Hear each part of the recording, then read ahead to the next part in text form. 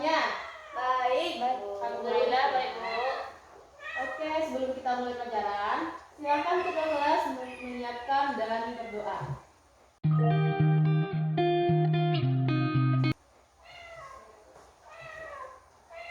Siap. Ucapkan salam. Assalamualaikum warahmatullahi wabarakatuh. Waalaikumsalam warahmatullahi wabarakatuh. Berdoa mulai. Berdoa selesai. Oke, Ibu cek dulu ya kehadirannya. Andini, Izin ya, Bu. izin Andini. Ya, Bu. Tadi dia ada di luar, Bu. Oh, di luar tadi. Andini ini ya. 2, Dian Kandilia. Aku, Bu. Dian Kandilia hadir ya. Iya, Bu. 3, Farah. Sakit, Bu. Sakit. 4, Joni. Ada ya? Nggak tahu. Lutfia Ada, Bu. hadir. Tasya ada. Yunita Hadir, Bu. hadir. Oke.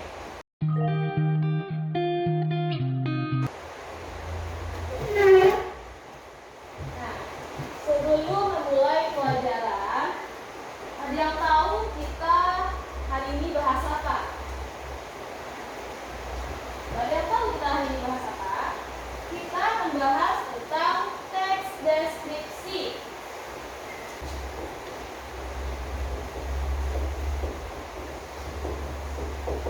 Apa itu teks deskripsi? Ada yang tahu?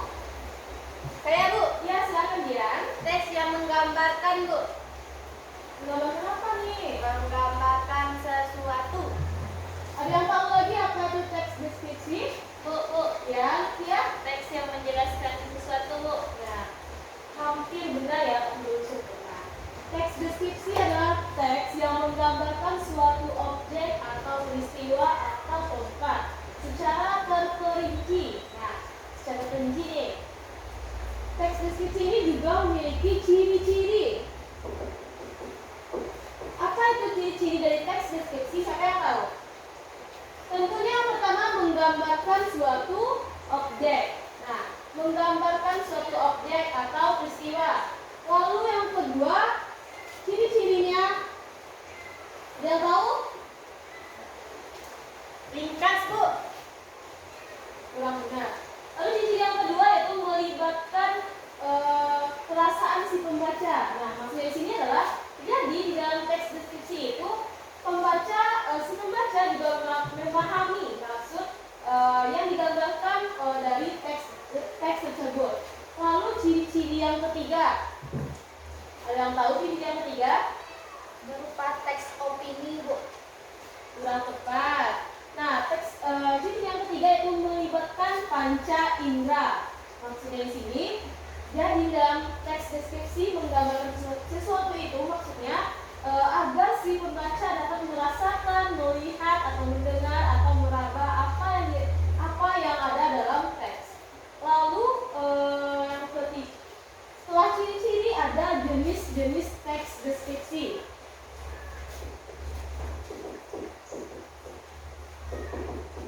Jenis-jenis teks deskripsi yang pertama, ada yang tahu? Jenisnya yaitu deskripsi objektif. Nah, deskripsi objektif. Nah, maksud dari deskripsi objektif ini adalah menggambarkan seseorang atau suatu hal yang dapat dijadikan objek.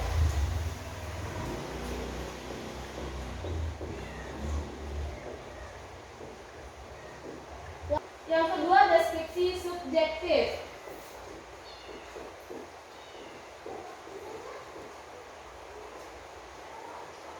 Deskripsi subjektif maksudnya teks yang menggambarkan objek seperti penafsiran atau pesan perasaan si penulis.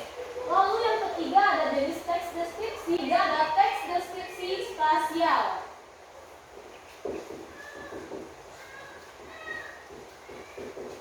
Nah, spasial maksudnya di sini adalah menggambarkan suatu tempat atau ruang tertentu. Nah, apa sih contoh dari deskripsi spasial ini, yang tahu? Nah, ini berhubungan dengan bisa kita lihat di lingkungan sekitar. Nah, contohnya Ibu kasih sebuah tema atau objek wisata nih. Ada yang tahu apa jenisnya? Bu, Kalau wisata? Pantai Padang, Bu. Ah, Pantai Padang. Gimana cara buatnya? Suatu hari saya pergi ke sana. Itu bukan menggambarkan Pantai Padang. Jadi Bu. ya, Bukit tinggi, Bu. yang Jam gadang, Bu. Jam gadang. apa yang bisa digambarkan di Jambara? Jam gadang merupakan objek wisata yang terdapat di Bukit Tinggi. Jam gadang letaknya di dekat Ramayana, Bu. Jam gadang itu memiliki jam yang besar, Bu. Ya, benar sekali. Bu, bukan di dekat, Bu, di depan. Ya, di depan. Lalu selanjutnya tujuan dari teks deskripsi. Apa sih tujuan dari teks deskripsi? Tujuannya yaitu seperti pengertiannya menggambarkan suatu objek atau peristiwa atau tempat tertentu. Selanjutnya struktur dari teks deskripsi.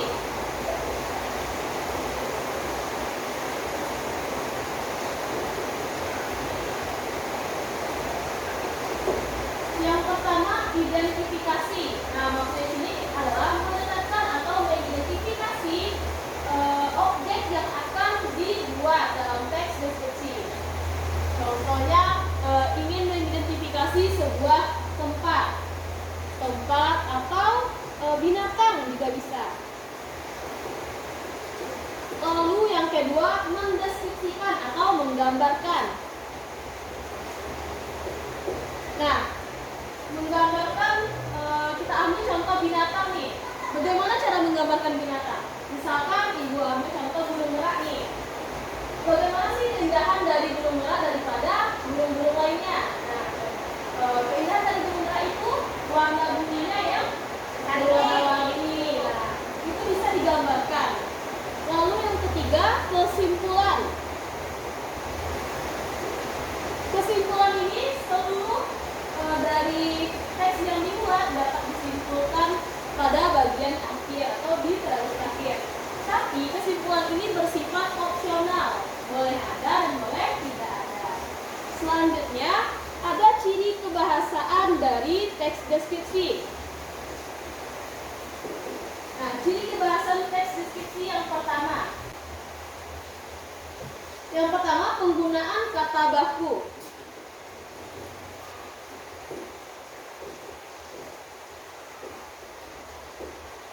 Contoh dari penggunaan kata baku, ada yang tahu? Apa teh, Bu? Yang lain yang tahu? Aktivitas. Ah, ya, benar, aktivitas. Aktivis. Aktivitas formal dan sebagainya. Lalu yang kedua, penggunaan konjungsi.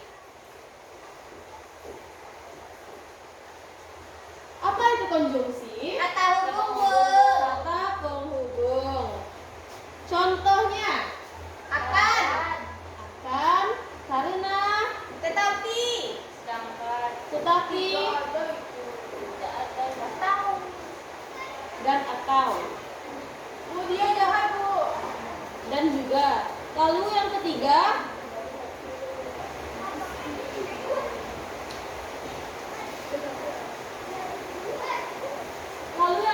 penggunaan kata imbuhan. Nah, contoh dari penggunaan imbuhan ini ada ber, meng, men, dan sebagainya. Masih banyak contoh dari kata imbuhan. Lalu yang keempat itu ada kata rujukan. Contohnya ini, itu. Nah, jadi semua ini terdapat pada teks deskripsi yang berarti ciri kebahasaan dari teks deskripsi. Nah, tadi Ibu udah contohkan gimana cara membuat teks deskripsi. Jadi perhatikan dulu strukturnya, ciri kebahasaan dan jenis apa yang akan kalian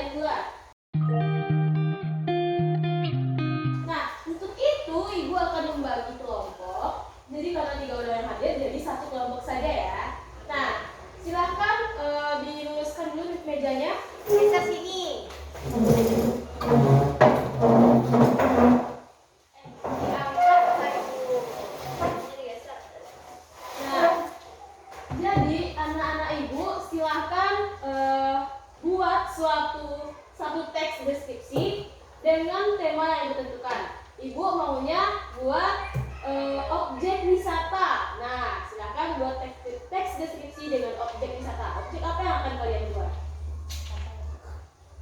Silakan. Ayo kita bikin pantai.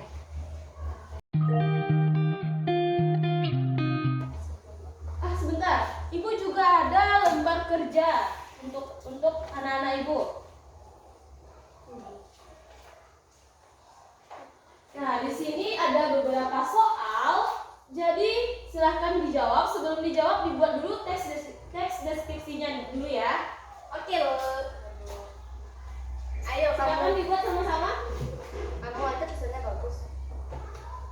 Yolah, kamu sini dong. Iya, apa itu? Bikin pantai Padang. Pantai Caroline. Pantai Pantai Pasir Jambak.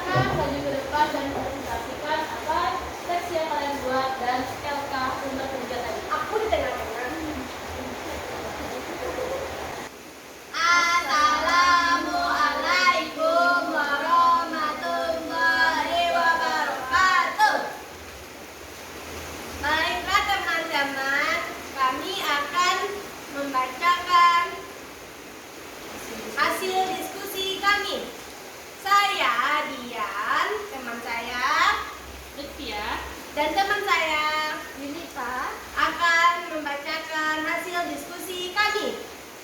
Silakan. Baiklah teman-teman, di sini saya perwakilan dari kelompok akan membacakan teks deskripsi yang telah kami buat tadi. Kami mengambil objek deskripsi tersebut ialah Pantai Pasir Jambak. Pantai Pasir Jambak terletak di Kota Padang. Pantai itu dikelilingi oleh pohon pinus sehingga menambahkan kecantikan dan keaslian di pantai tersebut. pinggir pantai juga banyak pedagang yang jualan. Ada yang menjual bakso bakar, godok pari ayam, pisang goreng, dan masih banyak lagi. Selanjutnya kami akan membacakan lembar kerja peserta didik. Pertama, variasi kalimat kedua paragraf 1 yang dapat pada teks deskripsi tersebut, yaitu A. Yang kedua, deskripsi umum pada struktur teks tersebut terdapat pada paragraf nomor A. Pertama, Pernyataan berikut yang termasuk kalimat deskripsi berdasarkan teks deskripsi tersebut, yaitu A. Borobudur merupakan candi terbesar di Indonesia yang terletak di Magelang, Jawa Tengah. Baiklah, sekian penampilan dari kelompok kami. Apabila ada salah kami mohon maaf. Wassalamualaikum warahmatullahi wabarakatuh.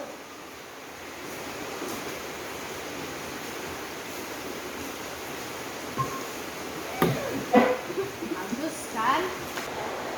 Nah, wah bagus sekali nih anak ibu, pintar-pintar ya semuanya. Nah, ini akan ibu nilai nanti. Letak dulu di atas meja ibu. Nah, siapa yang tahu kesimpulan dari pelajaran kita hari ini? Siapa yang pandai menyimpulkan? Yuk, di tangan.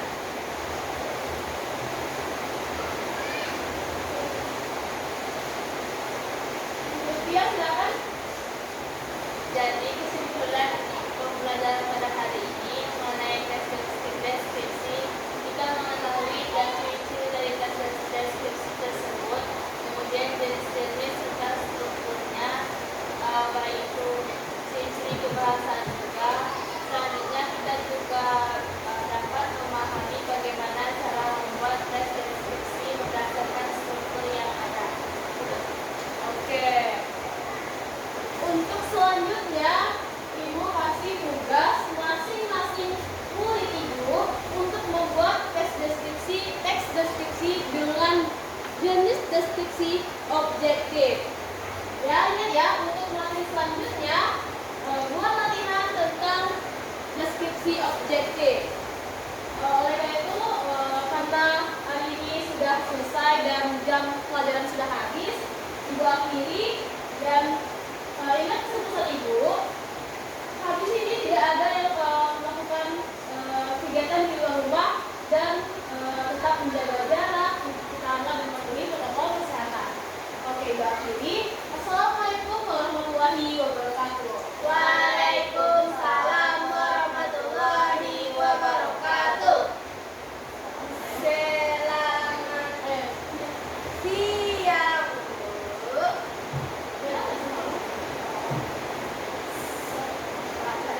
Selamat siang, Bu. Ya, siap semuanya.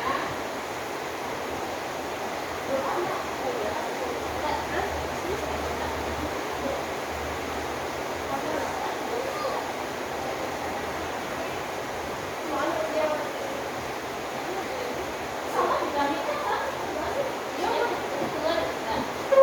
silakan ketua siapkan dan baca hamdalah. Bersiap. Ucapkan syukur. Alhamdulillahirabbil alamin. Ya, Monica, silakan keluar.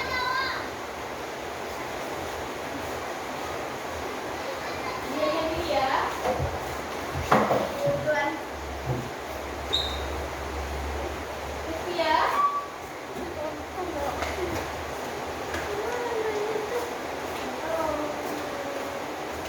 Ibu satu viral kan?